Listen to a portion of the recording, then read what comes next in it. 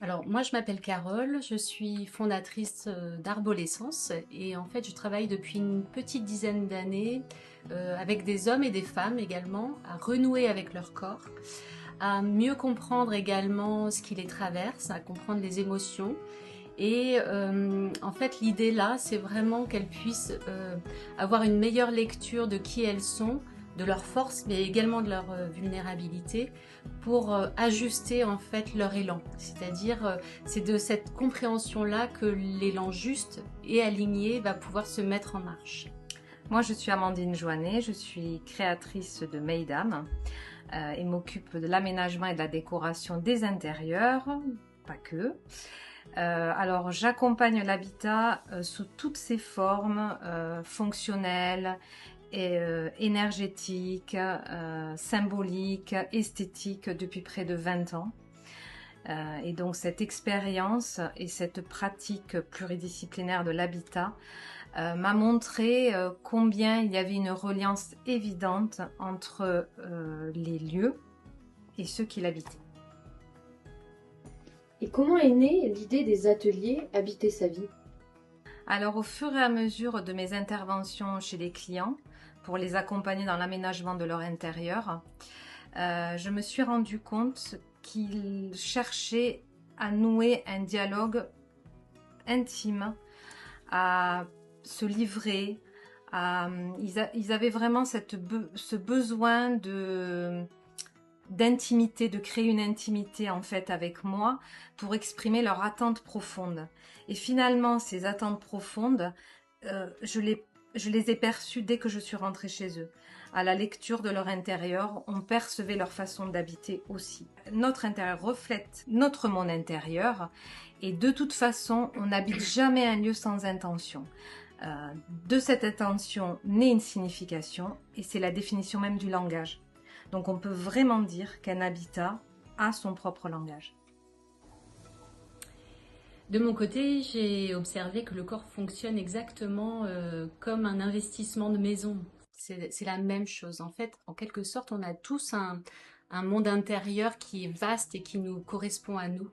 Et je ne sais pas si vous avez cette image-là du chef d'orchestre qui est un peu le maître de notre univers intérieur, qui va faire que, en fait, il va animer chaque musicien. On pourrait imaginer que chaque pièce de notre maison correspond à un musicien avec une fonction particulière, avec une émotion particulière. Et c'est de prendre conscience que notre corps, eh bien, il va s'animer, il va créer une mélodie qui nous appartient, hein, qui va pas être la même d'un être à un autre. Et c'est comment on trouve cette cohérence, en fait, à l'intérieur de soi. Eh bien, la maison, elle vient parler de ça, en fait. C'est quelle est la cohérence de toutes ces pièces-là, comment ça s'anime, quels sont les déséquilibres majeurs. Est-ce qu'il y a des ombres? Est-ce qu'il y a des musiciens que je ne vois pas parce qu'ils eh bien, ils s'animent pas? Ou au contraire, est-ce qu'on a des pièces qui vont, elles, du coup, s'animer véritablement? Et en fait, ce lien entre le corps et l'habitat, c'est ce qui nous a permis, avec Amandine, d'imaginer ces ateliers. Lorsque l'on fait appel à un décorateur ou décoratrice d'intérieur, au-delà de la recherche d'embellir esthétiquement son chez-soi, quelle est la demande non explicite derrière? Alors dans un premier temps, il faut saluer la puissance de la démarche, c'est-à-dire on, on, on confie son attente au regard d'un tiers. Donc il y a une notion de confiance, de déposer quelque chose à l'autre dans la relation. Donc c'est un acte, c'est un acte de foi, presque courageux, quoi. Voilà, c'est vraiment, on va vers l'autre dans sa demande. C'est un bel acte. Voilà. C'est presque thérapeutique. Oui. On pourrait le dire comme ça. Les personnes qui ont fait appel à moi, elles cherchaient à trouver un fil conducteur dans leur intérieur. Il manquait un fil conducteur dans la manière d'agencer les pièces, dans les couleurs, dans l'agencement. Et quelque part, ce fil conducteur, finalement, c'est l'alignement. C'est l'alignement entre l'être et sa maison. C'est se sentir en cohérence chez soi, en soi. Qu'est-ce qu'une maison dit d'une personne? Alors, dans un premier temps, la maison va parler d'une zone géographique forcément, d'une culture, d'un milieu, d'une transmission, d'une éducation, et de manière plus intime et profonde, elle va parler de comment on se montre au monde, de manière parfois inconsciente de sa façon de se cacher aussi au monde. Et puis ben, l'intérieur veut bien dire ce qu'il veut dire, hein, on va au plus profond de soi. C'est c'est la forme d'une manifestation de son essence profonde, l'intérieur. Voilà. Et moi, je dirais que le corps, en fait, c'est notre première maison. Donc, il y a ce qu'on donne à voir, hein, c'est-à-dire tout ce qui va correspondre à l'enveloppe corporelle, avec plus ou moins de masques. Et c'est déjà intéressant de voir que, ben, en fonction des maisons, on a une couleur de crépi différente. On va avoir une forme différente. Voilà, il y a des maisons avec des toits plats, des maisons avec des pans de toit. Mais aussi les ouvertures, hein, vont être différentes. Et d'ailleurs, les ouvertures, c'est quelque chose sur lequel on va s'arrêter aussi parce que c'est comment je fais en sorte de rendre fluide et de faire circuler les choses qui partent de moi à l'extérieur et comment je fais rentrer l'extérieur à l'intérieur. Donc, il y aura forcément une lecture aussi à ça. Qu'est-ce qu'on laisse rentrer? Qu'est-ce qui nous nourrit? Qu'est-ce qui nous anime? Et au contraire, qu'est-ce qu'on rejette et qu'on laisse à l'extérieur? Ou qu'on renvoie effectivement à l'extérieur parce que ça ne correspond pas. Et puis il y a l'intérieur. Eh bien, cet intérieur, c'est pour nous le plus important finalement parce que là, c'est sans masque normalement. Et ça va venir parler de la physiologie, juste pratico-pratique, comment fonctionne notre corps, nos organes, comment vont nos tissus, nos muscles, notre squelette, mais aussi comment circule eh bien, tout ce qui est de l'ordre des hormones. Mais aussi, on va parler de santé psychologique et de santé mentale avec comment je fonctionne au travers mes pensées, comment se construisent mes pensées, qu'est-ce que ça fait, enfin, en quoi ça fait résonance à notre histoire. Et donc, c'est en quelque sorte l'important, c'est ce mouvement intérieur-extérieur qui va rendre la cohérence entre ce que je vis profondément en moi et ce que je retrouve dans la matière. Donc c'est en quelque sorte l'importance, c'est de faire le lien entre le microcosme et le macrocosme. Voilà, l'identité profonde va se retrouver au sein de son corps, mais aussi à l'extérieur dans sa maison, puisque le corps est le prolongement de sa maison. Alors, que se passe-t-il quand on n'habite plus vraiment son corps, quand on se sent à côté de ses pompes? Bien, si vous voulez, c'est en fait comme si vous laissiez les clés sur la porte ou la porte ouverte à votre maison. C'est-à-dire que on prend le risque vraiment, en fait, de laisser rentrer des gens qui ne seraient pas autorisés à rentrer, de laisser rentrer des squatteurs au final, pour qu'ils prennent après les manettes un peu de qui vous êtes. Et ça, on retrouve souvent ces problématiques-là dans des situations de manipulation, d'emprise, et voire même d'intrusion, hein. C'est vraiment parce qu'on a laissé le territoire libre d'accès que ces situations-là peuvent se jouer. Après, il y a autre chose aussi, il y a cette idée d'aller toujours chercher le meilleur territoire, le plus adapté, d'être dans une forme d'illusion que finalement l'herbe est plus verte ailleurs. Et ça ne nous permet pas d'être dans l'instant présent, hein, puisqu'on est toujours sur une fuite en avant et on n'habite pas la maison, on n'habite pas sa propre maison, son propre territoire. Et forcément, si on n'habite pas son propre territoire, on n'en connaît pas les lieux, on n'en connaît pas les recoins. Donc on passe à côté de pièces, on passe à côté d'objets peut-être même hein, qui sont présents mais qu'on voit pas.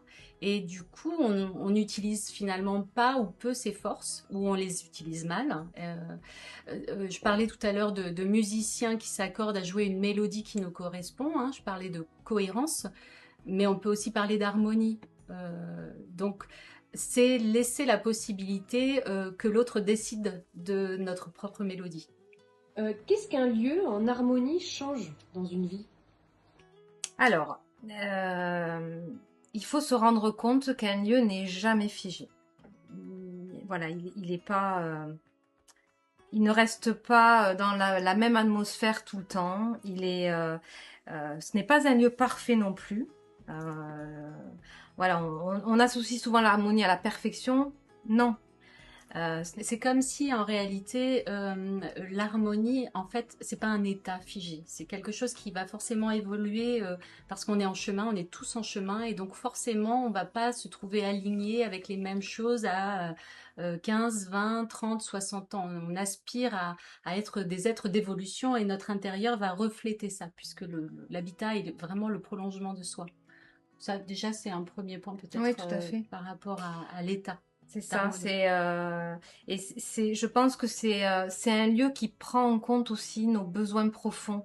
C'est-à-dire qu'on va, de manière très concrète, hein, on va agencer cet intérieur-là selon les besoins profonds du moment, c'est-à-dire de manière très concrète. Si vous avez envie d'y voir clair dans votre vie, c'est sûr qu'une pièce encombrée va pas aider. Voilà. C'est encore une fois cette notion de cohérence entre ses besoins profonds et ce que le lieu va refléter.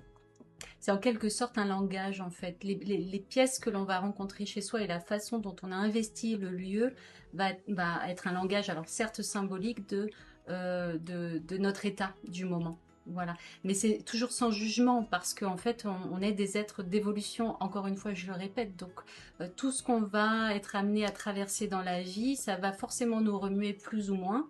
Et c'est ce qui va nous permettre de comprendre des choses et d'avancer sur le chemin. Et ces pièces-là, elles vont parler de ça, elles vont témoigner de ça. Et alors, peut-être... Oui, et puis il y a la notion en fait de sécurité intérieure finalement. C'est créer l'alignement entre là où on vit et de cet alignement-là, de cette place-là, va vraiment naître la sécurité intérieure parce que on va tomber les masques, on va être en sécurité à cet endroit-là et c'est là où on va pouvoir finalement être dans l'expansion de son être, créer, être qui on est, c'est se donner sa place au monde. Voilà, oui.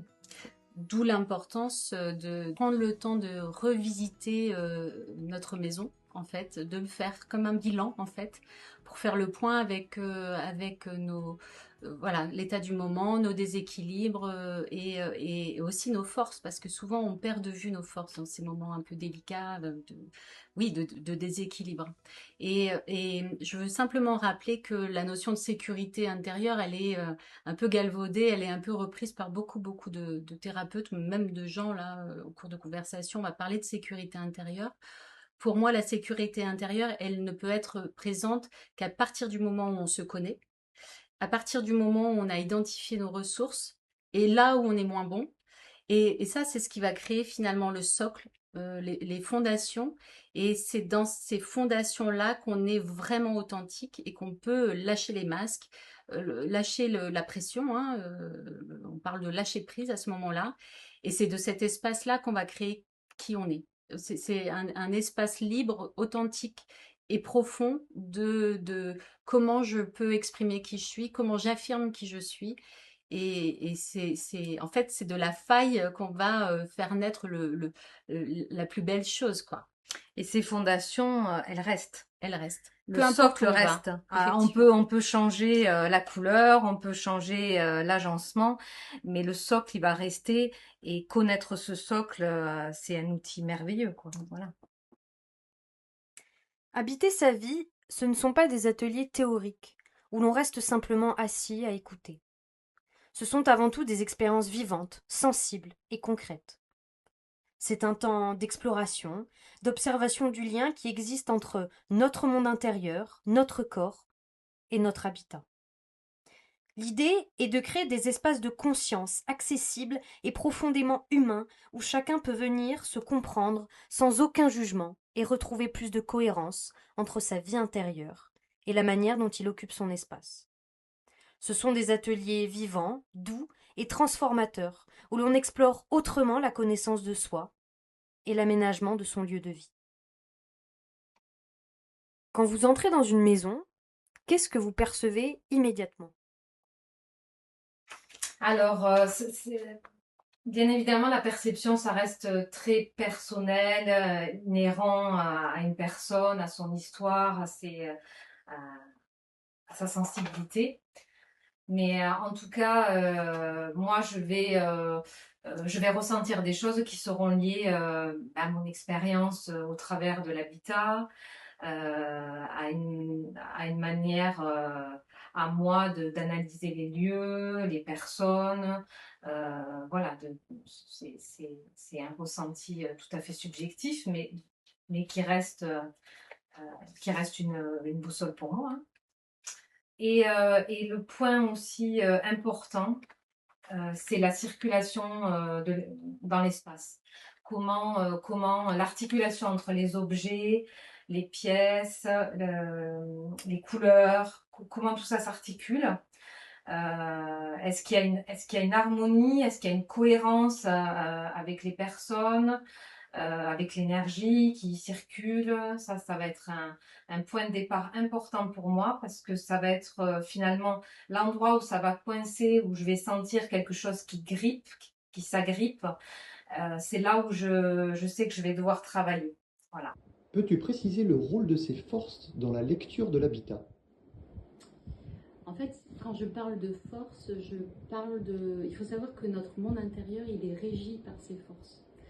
Et ces forces sont finalement en lien assez étroit avec les élémentaux, hein, c'est-à-dire avec ce que nous on appelle les 4 points cardinaux, avec ce qu'on appelle ces éléments, et notamment au travers l'énergie et la médecine indienne. Donc on va parler d'éléments de l'air, de feu, de terre et d'eau. Et en fait, ces 4 élémentaux-là sont en lien avec ces forces.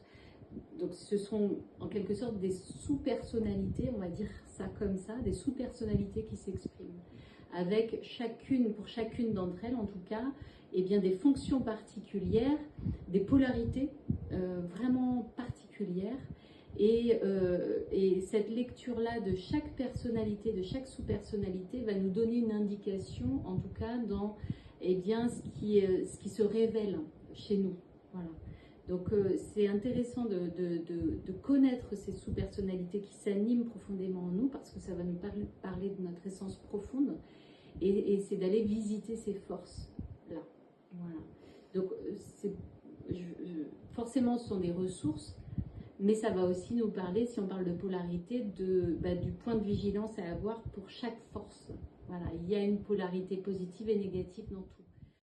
Peut-on retrouver son axe intérieur au travers de son habitat? Alors en fait, le travail que l'on va proposer avec Amandine, c'est justement, oui, d'aller accéder à cet alignement. C'est mettre la conscience sur qu'est-ce que l'alignement. Mais ça veut dire quoi? Ça veut dire que, en tout cas, moi, c'est comme ça que je l'aborde dans mes séances et dans le travail que je fais au quotidien. On pourrait imaginer que l'alignement, c'est comme un état méditatif. C'est-à-dire qu'on va aller se connecter, se relier à ses racines. C'est ça, hein, l'état méditatif. C'est se relier à ses racines, s'ancrer, pour aller vraiment puiser cette force et ce nectar de qui l'on est là, pour pouvoir se connecter à différents plans de conscience. Et c'est cette connexion-là, mais qui part vraiment de l'essence profonde de qui on est, qui va faire qu'on va se sentir aligné. Alors c'est peut-être un peu abstrait, mais en tout cas dans tout ce qu'on a expliqué, c'est comprendre notre terreau vraiment, pour pouvoir aller connecter chaque pièce et mettre en lumière chaque pièce de notre maison avec une mélodie la plus cohérente possible. Et c'est cette mélodie-là qui aboutit à une expansion et qui aboutit à la création d'un espace qui soit le plus libre possible pour qu'on puisse s'exprimer et affirmer qui l'on est. Ouais, c'est comprendre son fonctionnement pour faire fonctionner son lieu de vie, quoi. Voilà. Concrètement, comment se passent ces ateliers Habiter sa vie? Alors, c'est un cheminement en 3 seuils. Donc, c'est la participation sur 3 ateliers pour en fait dérouler quelque chose de logique et d'abouti. On l'a pensé en 3 seuils. Il y aura dans un premier temps, le premier seuil, la pièce que j'évite. Deuxième seuil, la pièce où je prends ma place. Et troisième seuil, la pièce ressource. Voilà. Voilà, et on a choisi 3 ateliers sur des temps différents pour avoir la possibilité aussi d'intégrer à chaque fois Exactement. ce qu'on a compris, parce que c'est quand même un travail sur soi qui est profond, hein. Voilà, on Oui. le fait aussi pour ça. L'idée, c'est vraiment que la personne puisse comprendre qu'il y a un lien vraiment étroit entre le corps et l'habitat. C'est ça. C'est déjà la prise de conscience de ça.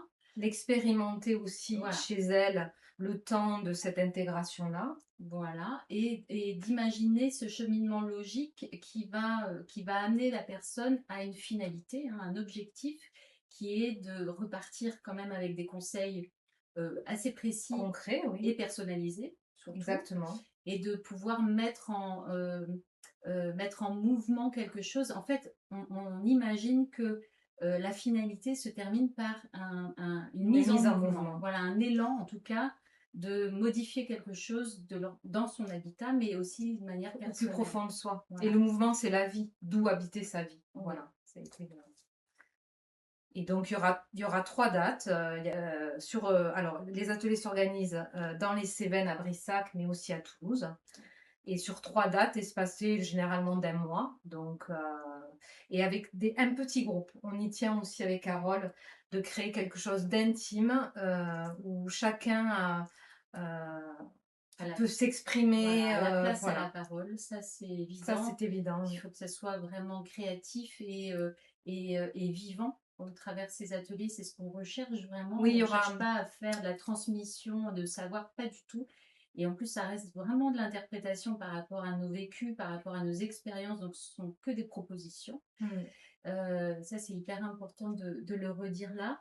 Et puis, surtout sur des ateliers qui vont durer que quelques heures, donc des après-midi. Voilà. Donc, le temps sera bien défini pour ces ateliers. Ce sera un sas justement de reconnexion à soi-même, mais aussi de créativité, parce que on va travailler aussi avec la matière, la création. Ça va être vivant. Il y aura...